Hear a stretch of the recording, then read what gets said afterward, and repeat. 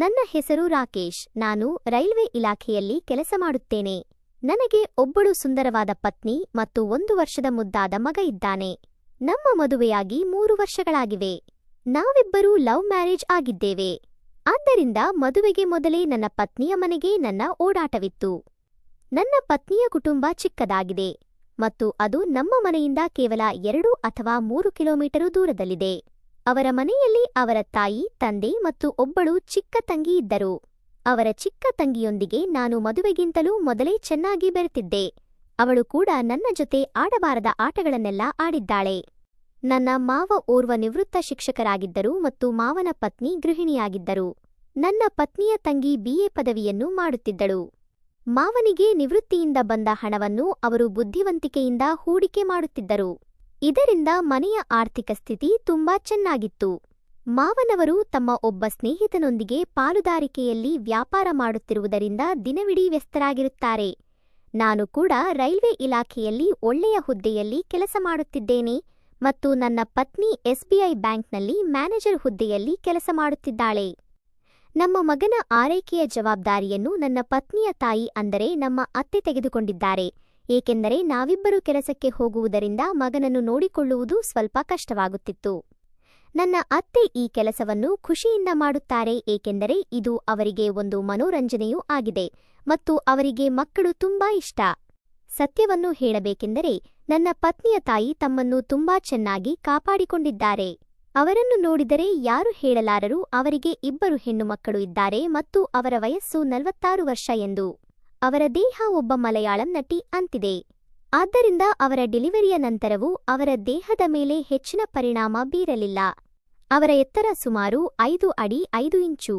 ಮೊಣಕಾಲಿನವರೆಗೆ ಉದ್ದವಾದ ಕಪ್ಪಾದ ಕೂದಲು, ತೀನಿಯಾದ ಕಂದುಬಣ್ಣದ ಕಣ್ಣುಗಳು ಮತ್ತು ಅವರ ದೇಹವು ಸಂಪೂರ್ಣವಾಗಿ ಸಮತೋಲನದಲ್ಲಿದೆ. ವಯಸ್ಸಿಗೆ ತಕ್ಕಂತೆ ಸ್ವಲ್ಪ ಹೊಟ್ಟೆ ಹೊರಬಂದಿದೆ, ಆದರೆ ಅವರ ಮುಖದ ಮೇಲೆ ಒಂದೇ ಒಂದು ಮಚ್ಚೆ ಕೂಡ ಇಲ್ಲ. ಶುದ್ಧವಾದ ಗೋಧಿಯಂತಹ ಚರ್ಮ ಮತ್ತು ಆಕರ್ಷಕವಾದ ಮಹಿಳೆಯವರು. ಒಟ್ಟಾರೆ ಯಾವುದೇ ಪುರುಷನನ್ನು ಆಕರ್ಷಿಸಲು ಬೇಕಾದ ಎಲ್ಲವೂ ಅವರ ಬಳಿ ಇದೆ. ನಾನು ಅವರನ್ನು ಮೊದಲ ಬಾರಿಗೆ ನೋಡಿದಾಗಿನಿಂದಲೂ ನನ್ನ ಮನಸ್ಸು ಅವರ ಕಡೆಗೆ ಆಕರ್ಷಿತವಾಗಿತ್ತು. ಆದರೆ ಸಮಾಜದ ನಿಯಮಗಳು, ಸಂಸ್ಕಾರ ಮತ್ತು ಸಂಬಂಧಗಳನ್ನು ಯೋಚಿಸಿ ನಾನು ನನ್ನ ಮನಸ್ಸನ್ನು ಸಮಾಧಾನಪಡಿಸಿಕೊಳ್ಳುತ್ತಿದ್ದೆ. ಮದುವೆಯ ನಂತರ ನನ್ನ ಮಗ ಜನಿಸಿದಾಗ 4 ತಿಂಗಳ ನಂತರ ನನ್ನ ಪತ್ನಿಗೆ ಕೆಲಸಕ್ಕೆ ಸೇರಬೇಕಾಯಿತು. ಆಗಿನಿಂದ ನನ್ನ ಅತ್ತೆ ನನ್ನ ಮಗನ ಆರೈಕೆಯನ್ನು ತೆಗೆದುಕೊಂಡಿದ್ದಾರೆ. ಈ ಕಾರಣದಿಂದ ನಾನು ಪ್ರತಿದಿನ ನನ್ನ ಮಗನನ್ನು ಕರೆದುಕೊಂಡು ಹೋಗಲು ಮತ್ತು ತರಲು ನನ್ನ ಅತ್ತೆಯ ಮನೆಗೆ ಹೋಗಬೇಕಾಯಿತು. ಅವರನ್ನು ಪ್ರತಿದಿನ ಭೇಟಿಯಾಗಿ ಮಾತನಾಡಿದ ನಂತರ ನನ್ನೊಳಗೆ ಅಡಗಿದ್ದ ಆಲೋಚನೆಗಳು ಮತ್ತೆ ಮೇಲೇಳಲು ಶುರುವಾಯಿತು. ಆಗ ನಾನು ನಿರ್ಧರಿಸಿದೆ, ಒಂದು ದಿನ ಅವರೊಂದಿಗೆ ನನ್ನ ಮನಸ್ಸಿನ ಮಾತನ್ನು ಖಂಡಿತವಾಗಿಯೂ ಹೇಳುತ್ತೇನೆ ಎಂದು. ಹಲವು ದಿನಗಳವರೆಗೆ ಪ್ರಯತ್ನಿಸಿದೆ, ಆದರೆ ಧೈರ್ಯ ಸಿಗಲಿಲ್ಲ. ಕೆಲವು ದಿನಗಳು ಕಳೆದವು. ಆ ಸಮಯದಲ್ಲಿ ನನ್ನ ಮಾವ ಒಬ್ಬ ಸ್ನೇಹಿತನ ಮದುವೆಗೆ ಹೋಗಬೇಕಿತ್ತು. ನನ್ನ ಮಾವ ತಿನ್ನುವುದಕ್ಕೆ ಮತ್ತು ಕುಡಿಯುವುದಕ್ಕೆ ಹಿಂದೆ ಮುಂದೆ ನೋಡುವವರಲ್ಲ ಮತ್ತು ಸ್ವಲ್ಪ ಮದ್ಯವನ್ನು ಕುಡಿಯುತ್ತಿದ್ದರು. ಆದ್ದರಿಂದ ಅವರು ಮದುವೆಗೆ 7 ದಿನಗಳ ಮೊದಲೇ ಹೊರಟು ಹೋದರು. ಮಾವ ಜಾಸ್ತಿ ಮದ್ಯ ಕುಡಿಯದಿರಲಿ ಎಂದು ನಮ್ಮ ಅತ್ತೆ ಅವರ ಚಿಕ್ಕ ಮಗಳನ್ನು ಮಾವನೊಂದಿಗೆ ಕಳುಹಿಸಿದರು. ಮನೆಯಲ್ಲಿ ನಮ್ಮ ಅತ್ತೆ ಒಬ್ಬರೇ ಉಳಿದಿದ್ದರು. ಆದ್ದರಿಂದ ನಾನು ಮತ್ತು ನನ್ನ ಪತ್ನಿ ಯೋಚಿಸಿದೆವು, ಮಾವ ವಾಪಸ್ ಬರುವವರೆಗೆ ನಾವು ಅತ್ತೆಯವರ ಮನೆಯಲ್ಲಿ ಇರೋಣ. ನಮ್ಮಿಬ್ಬರಿಗೂ ಕೆಲಸದಿಂದ ಸಂಜೆ 5 ಗಂಟೆಗೆ ರಜೆ ಸಿಗುತ್ತದೆ. ಆದರೆ ನನ್ನ ಕೆಲಸ ನನ್ನ ನಗರದಲ್ಲಿಯೇ ಇರುವುದರಿಂದ ನಾನು 5ರಿಂದ 30ಕ್ಕೆ ಮನೆಗೆ ಬಂದುಬಿಡುತ್ತೇನೆ. ಆದರೆ ನನ್ನ ಪತ್ನಿಯ ಕೆಲಸ ನಗರದ ಇನ್ನೊಂದು ಬ್ಲಾಕ್ನಲ್ಲಿದೆ. ಆದ್ದರಿಂದ ಅವಳು 7 ಗಂಟೆಗೆ ಬಸ್ನಿಂದ ನಗರಕ್ಕೆ ಬರುತ್ತಾಳೆ. ನಾನು ಅವಳನ್ನು ಬೈಕ್ನಲ್ಲಿ ಮನೆಗೆ ಕರೆದುಕೊಂಡು ಬರುತ್ತೇನೆ. ಇಂದು ಮನೆಯಲ್ಲಿ ನಾನು, ನನ್ನ ಮಗ ಮತ್ತು ನನ್ನ ಪತ್ನಿಯ ತಾಯಿ ಅಂದರೆ ನಮ್ಮ ಅತ್ತೆ ಮಾತ್ರ ಇದ್ದೆವು. ಯಾವಾಗಲೂ ನಾನು ನನ್ನ ಮಗನನ್ನು ಕರೆದುಕೊಂಡು ಹೋಗಲು ಮಾವನ ಮನೆಗೆ ಹೋದಾಗ ಅಲ್ಲಿ ಚಹಾವನ್ನು ಖಂಡಿತವಾಗಿಯೂ ಕುಡಿಯುತ್ತಿದ್ದೆ. ಚಹಾವನ್ನು ನನ್ನ ಅತ್ತೆಯ ಚಿಕ್ಕ ಮಗಳು ತಯಾರಿಸುತ್ತಿದ್ದಳು. ಇಂದು ಸಂಜೆ ನಾನು ಮಾವನ ಮನೆಗೆ ಹೋದಾಗ ನನ್ನ ಮನಸ್ಸಿಗೆ ಚಹಾ ಕುಡಿಯಬೇಕೆಂದು ಅನಿಸಿತು. ಆದರೆ ನನ್ನ ಅತ್ತೆಯ ಚಿಕ್ಕ ಮಗಳು ಮಾವನೊಂದಿಗೆ ಮದುವೆಗೆ ಹೋಗಿದ್ದಳು. ಆದ್ದರಿಂದ ಇಂದು ಚಹಾವನ್ನು ನನ್ನ ಅತ್ತೆಯವರೇ ತಯಾರಿಸಬೇಕಾಗಿತ್ತು. ಅವರು ಚಹಾ ತಯಾರಿಸಲು ಕಿಚನ್ಗೆ ಹೋದರು. ಚಹಾ ತಯಾರಿಸುವಾಗ ಒಮ್ಮಿಂದೊಮ್ಮೆ ಕಿಚನ್ನಿಂದ ಜೋರಾಗಿ ಕಿರಿಚುವ ಶಬ್ದ ಕೇಳಿಬಂತು. ಓಡಿ ಹೋಗಿ ನೋಡಿದಾಗ ಅತ್ತೆ ನೆಲಕ್ಕೆ ಬಿದ್ದರು.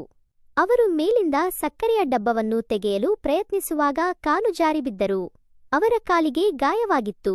ಇದರಿಂದ ಅವರಿಗೆ ನಡೆಯಲು ತೊಂದರೆಯಾಗುತ್ತಿತ್ತು. ನಾನು ಅವರಿಗೆ ಆಧಾರವಾಗಿ ಎತ್ತಿ ಹೊರಗಿನ ಕೋಣೆಗೆ ಕರೆದುಕೊಂಡು ಬಂದೆ. ಅತ್ತೆಯವರು, ಮಗ, ತುಂಬಾ ನೋವು ಆಗುತ್ತಿದೆ. ಯಾವುದಾದರೂ ಮಲಂ ಅಥವಾ ಔಷಧ ಕೊಡು. ಆ ಕೋಣೆಯ ಕಪಾಟಿನಲ್ಲಿ ಎಲ್ಲವೂ ಇದೆ ಎಂದರು. ನಾನು ತಕ್ಷಣ ಒಳಗೆ ಹೋಗಿ ಮಲಂ ತಂದು ಅವರ ಕೈಗೆ ಕೊಟ್ಟೆ. ಅವರು ಮಲಂ ತೆಗೆದುಕೊಂಡು ಹಚ್ಚಿಕೊಳ್ಳಲು ಶುರು ಮಾಡಿದರು. ಕೆಲವು ಕ್ಷಣ ಯೋಚಿಸಿದ ನಂತರ, ನಿಮಗೆ ಯಾವುದೇ ತೊಂದರೆ ಇಲ್ಲದೆ ನಾನೇ ಹಚ್ಚಿಕೊಡಲಿ ಎಂದು ಕೇಳಿದೆ. ಅವರು ಸ್ವಲ್ಪ ನಗ್ತಾ, ಮಗ, ನೀನು ಬಯಸಿದ್ದರೆ ಹಚ್ಚಿಕೊಡು ಎಂದರು. ನನ್ನ ಮನಸ್ಸಿನಲ್ಲಿ ಇದೇ ಬಹುಶಃ ಕಾಲಿಗೆ ಮುಟ್ಟುವ ಅವಕಾಶ, ಉಳಿದದ್ದನ್ನು ನಂತರ ನೋಡಿಕೊಳ್ಳೋಣ ಎಂದು ಯೋಚಿಸಿದೆ. ನಂತರ ನಾನು ಅವರ ಕಾಲನ್ನು ನನ್ನ ಕೈಯಲ್ಲಿ ತೆಗೆದು ಕಾಲಿನ ತಳದಲ್ಲಿ ಮಲಂನಿಂದ ಮೃದುವಾಗಿ ಮಸಾಜ್ ಮಾಡಲು ಶುರು ಮಾಡಿದೆ. ಅವರ ಮುಖದಲ್ಲಿ ತೃಪ್ತಿಯ ಭಾವ ಕಾಣಿಸಿತು. ನೋವಿನ ಜಾಗದಲ್ಲಿ ಮೃದುವಾಗಿ ಮತ್ತು ಉಳಿದ ಭಾಗದಲ್ಲಿ ಸ್ವಲ್ಪ ಒತ್ತಡ ಕೊಟ್ಟು ಮಸಾಜ್ ಮಾಡುತ್ತಿದ್ದೆ. ಸ್ವಲ್ಪ ಸಮಯದ ನಂತರ, ಈಗ ಹೇಗಿದೆ ಅತ್ತೆ ಎಂದು ಕೇಳಿದೆ. ಅವರು ತುಂಬಾ ಚೆನ್ನಾಗಿದೆ ಎಂದರು. ಇನ್ನು ಮಾಡಲೇ ಎಂದು ಕೇಳಿದೆ. ಅವರು ತಕ್ಷಣ ಹೌದು ಮಾಡು ಎಂದರು. ನಂತರ ನಾನು ಧೀರವಾಗಿ ಇಡೀ ಕಾಲಿನ ತಳವನ್ನು ಮಸಾಜ್ ಮಾಡಲು ಶುರು ಮಾಡಿದೆ. ನನ್ನ ಅನುಭವದ ಆಧಾರದ ಮೇಲೆ ಎಲ್ಲಿ ನೋವು ಇರಬಹುದು ಎಂದು ತಿಳಿದಿತ್ತು. ಕೆಲವು ನಿಮಿಷಗಳ ನಂತರ, ಈಗ ಹೇಗಿದೆ ಅಮ್ಮ ಎಂದು ಕೇಳಿದೆ. ಅವರು, ಈಗ ಆರಾಮವಾಗುತ್ತಿದೆ ಮಗ, ಈಗ ಸಾಕು ಎಂದರು. ಈಗ ಮೊಣಕಾಲಿಗೆ ನಾನೇ ಮಲಂ ಹಚ್ಚಿಕೊಳ್ಳುತ್ತೇನೆ ಎಂದರು. ಅವರು ಹೀಗೆ ಹೇಳಿದ್ದರಿಂದ ನನ್ನ ಎಲ್ಲ ಉತ್ಸಾಹ ಕಡಿಮೆಯಾಯಿತು. ಆದರೆ ಧೈರ್ಯ ತಂದುಕೊಂಡು, ನಿಮಗೆ ಯಾವುದೇ ಆಕ್ಷೇಪೆ ಇಲ್ಲದಿದ್ದರೆ ನಾನೇ ಮೊಣಕಾಲಿಗೆ ಮಸಾಜ್ ಮಾಡಿಕೊಳ್ಳಲಿ ಎಂದು ಕೇಳಿದೆ.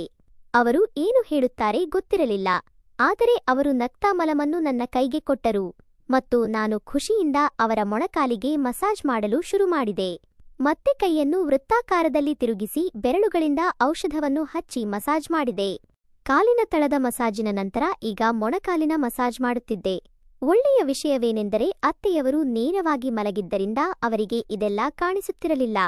ಇಲ್ಲದಿದ್ದರೆ ಅವರ ಪ್ರತಿಕ್ರಿಯೆ ಏನಾಗುತ್ತಿತ್ತೋ ಗೊತ್ತಿರಲಿಲ್ಲ. ಆದರೆ ಇಷ್ಟು ವರ್ಷಗಳಿಂದ ನನ್ನ ಮನಸ್ಸಿನಲ್ಲಿ ಅಡಗಿದ್ದ ಆಲೋಚನೆಗಳು ಇಂದು ಪೂರ್ಣವಾಗಬಹುದು ಎಂದು ನನಗೆ ಖುಷಿಯಾಯಿತು. ಅತ್ತೆಯವರು ಕಣ್ಣು ಮುಚ್ಚಿಕೊಂಡು ಮಸಾಜಿನ ಆನಂದವನ್ನು ಅನುಭವಿಸುತ್ತಿದ್ದರು ಮತ್ತು ಅವರ ಮುಖದಿಂದ ಅವರಿಗೆ ಆರಾಮವಾಗುತ್ತಿದೆ ಎಂದು ಸ್ಪಷ್ಟವಾಗಿ ಕಾಣಿಸುತ್ತಿತ್ತು.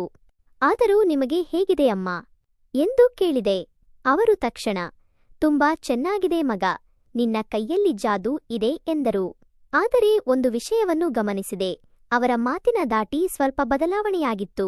ಇದನ್ನು ಕೇಳಿ ನಾನು ಸ್ವಲ್ಪ ಎಚ್ಚರಿಕೆಯಾದೆ. ಆದರೆ ಇದರಿಂದ ನನ್ನ ಧೈರ್ಯ ಇನ್ನೂ ಹೆಚ್ಚಾಯಿತು. ನನ್ನ ಮೇಲಿನ ವಿಶ್ವಾಸವನ್ನು ಕಾಪಾಡಿಕೊಂಡು ಧೈರ್ಯವಾಗಿ ಮಸಾಜ್ ಮಾಡುತ್ತಿದ್ದೆ. ಇದನ್ನು ನೋಡಿ ನನ್ನ ಮನಸ್ಸು ಖುಷಿಯಿಂದ ತುಂಬಿ ಬಂದಿತ್ತು. ನನಗೆ ನನ್ನ ನಿಜವಾದ ತಾಯಿಯ ಸೇವೆ ಮಾಡುತ್ತಿರುವಂತೆ ಭಾಸವಾಯಿತು. ಆಗ ಒಮ್ಮಿಂದೊಮ್ಮೆ ನನ್ನ ಮೊಬೈಲ್ ಸೌಂಡ್ ಮಾಡುತ್ತಿತ್ತು. ನೋಡಿದರೆ ನನ್ನ ಪತ್ನಿಯ ಕರೆ. ಅವಳು, ನಾನು ಬಸ್ ಸ್ಟ್ಯಾಂಡ್ಗೆ ಬಂದಿದ್ದೇನೆ, ನನ್ನನ್ನು ಕರೆದುಕೊಂಡು ಹೋಗಲು ಬನ್ನಿ, ಇಂದು ಬೇಗ ರಜೆ ಸಿಕ್ಕಿದೆ ಎಂದಳು. ನಾನು 5 ನಿಮಿಷದಲ್ಲಿ ಬರುತ್ತೇನೆ ಎಂದು ಹೇಳಿದೆ. ನಂತರ ನಾನು ಅಲ್ಲಿಂದ ಹೊರಡಲು ಎದ್ದು ನಿಂತೆ. ಅತ್ತೆಯವರು ನನ್ನ ಕಡೆಗೆ ನೋಡಿ, ರಾಕೇಶ್, ನೀನು ಮಾಡಿದ್ದು ಯಾರೂ ಮಾಡಿರಲಿಲ್ಲ. ಈ ಉಪಕಾರವನ್ನು ನಾನು ಮರೆಯಲಾರೆ ಎಂದರು.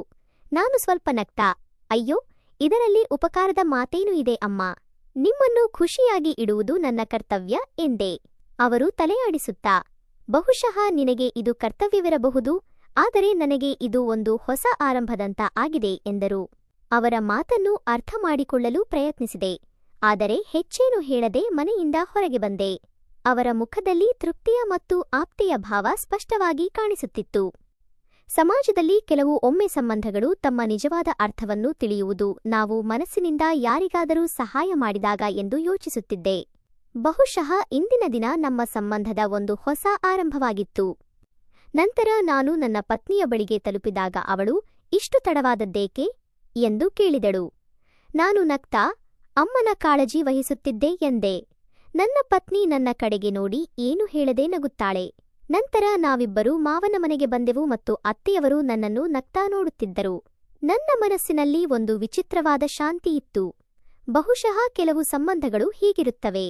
ಇದು ನಮಗೆ ಅವರ ಮನೆಯಲ್ಲಿ ಉಳಿದ 2ನೇ ದಿನವಾಗಿತ್ತು ಮತ್ತು ನಮಗೆ 3 ಸರ್ಕಾರಿ ರಜೆಗಳು ಬಂದಿದ್ದವು.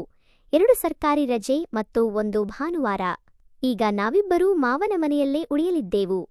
ಅತ್ತೆಯವರು ಬಿದ್ದಿದ್ದರಿಂದ ಅವರ ಕಾಲಿಗೆ ಒಳನೋವು ಕಾಣಿಸುತ್ತಿತ್ತು. ಇದರಿಂದ ಅವರಿಗೆ ನಡೆಯಲು ತೊಂದರೆಯಾಗುತ್ತಿತ್ತು. ಆದ್ದರಿಂದ ಈಗ ನನ್ನ ಪತ್ನಿಯೇ ಅವರಿಗೆ ಭುಜದ ಆಧಾರವನ್ನು ಕೊಟ್ಟು ಅಲ್ಲಿ ಇಲ್ಲಿ ಕರೆದುಕೊಂಡು ಹೋಗುತ್ತಿದ್ದಳು. ನನ್ನ ಪತ್ನಿಗೆ ಸರ್ಕಾರಿ ರಜೆಗಳು ಇಲ್ಲದಿದ್ದರೆ ಅತ್ತೆಯವರಿಗೆ ಸಹಾಯ ಮಾಡುವ ಭಾಗ್ಯ ನನಗೆ ಸಿಗುತ್ತಿತ್ತು. ಆದರೆ ನನ್ನ ದುರಾದೃಷ್ಟದಿಂದ ಅವರ ಸೇವೆ ಮಾಡುವ ಅವಕಾಶವೂ ಸಿಗಲಿಲ್ಲ. ಆದ್ದರಿಂದ ಸ್ನೇಹಿತರೆ, ಈ ಕಥೆ ಮುಂದುವರಿಯುತ್ತದೆ. ದಯವಿಟ್ಟು ನಮ್ಮೊಂದಿಗೆ ಜೊತೆಯಾಗಿರಿ. ಕಥೆ ಇಷ್ಟವಾದರೆ ದಯವಿಟ್ಟು ನಮ್ಮ ಚಾನೆಲ್ಗೆ ಸಬ್ಸ್ಕ್ರೈಬ್ ಮಾಡಿ ಮತ್ತು ವಿಡಿಯೋಗೆ ಲೈಕ್ ಮಾಡಿ.